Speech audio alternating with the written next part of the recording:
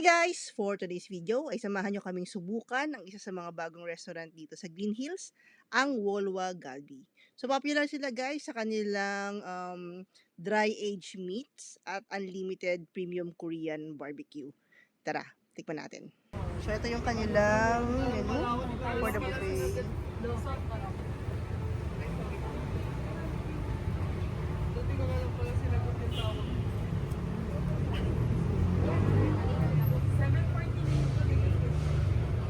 Yung mga rules ng kanilang so merong pa ganyan sila for the unlimited. Ayan guys, based dito sa kanilang wall, ang dami nilang testimonials from different personalities sa Korea. So mukhang popular sila doon. Mga sikat to guys. And ayan, nandyan si Jisung. Ayan guys, tara, subukan natin kung talaga bang masarap yung kanilang premium Korean meat.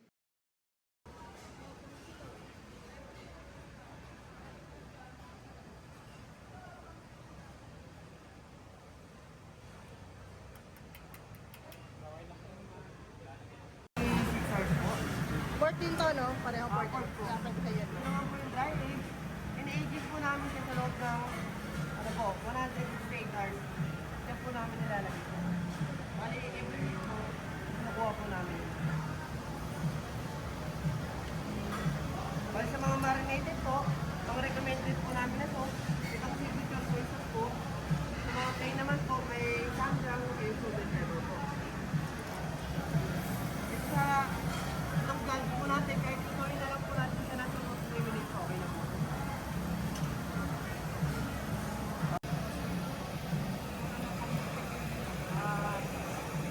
Kung order po sa paano naman bali ito lang po, galbi, dry aged, galbi, and yung dalawang pick po. Pero ito meeting, right and right, order po, kunin na lang po natin sa self-service po, so baka makapili po tayo ng mas mahal. So ito yung self-service area nila.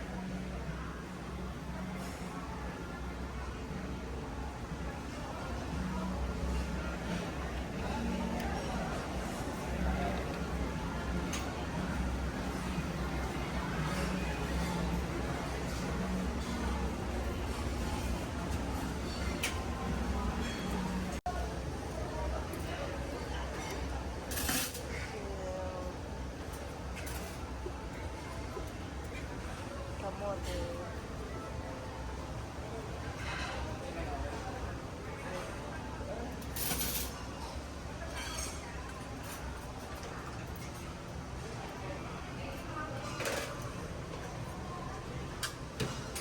Kabila. Kamusta? Sarap, no? Sulit naman. Sarap. Premium yung mga meat nila guys. Tsaka masarap din yung mga side dish. Ikaw na yung makuwasan, hindi ka na magtinda. Especially yung kanilang mga dry age. Na mga meat masarap. So that's our Wolwa Galbi Unlimited Korean Barbecue experience. Thank you for watching and see you on our next videos.